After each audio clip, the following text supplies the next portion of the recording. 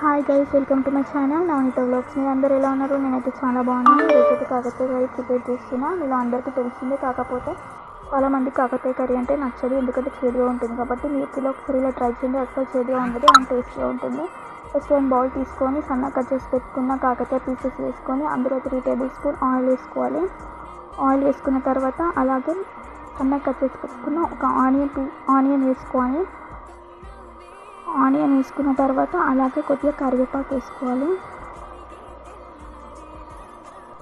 కరివేపాకు కూడా వేసుకున్న తర్వాత ఒక 2 టమాటోస్ వేసుకోవాలి.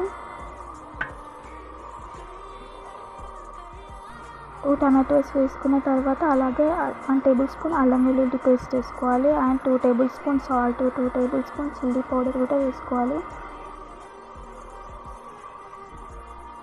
అలాగే 1 గ్లాస్ వాటర్ వేసుకోవాలి.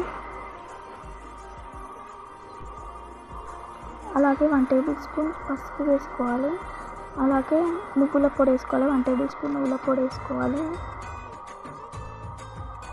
అండ్ క్యాప్ పెట్టేసి స్టవ్ లో మీడియంలో ఉంచుకోవాలి. ఒక 30 మినిట్స్ ఉంచిన తర్వాత కాకరకాయ కర్రీ అయితే రెడీ అయిపోతుంది. మీరు ఒకసారి ఇలా ట్రై చేయండి, చాలా టేస్ట్గా ఉంటుంది, అస్సలు చేదు ఉండదు. Like, share and subscribe.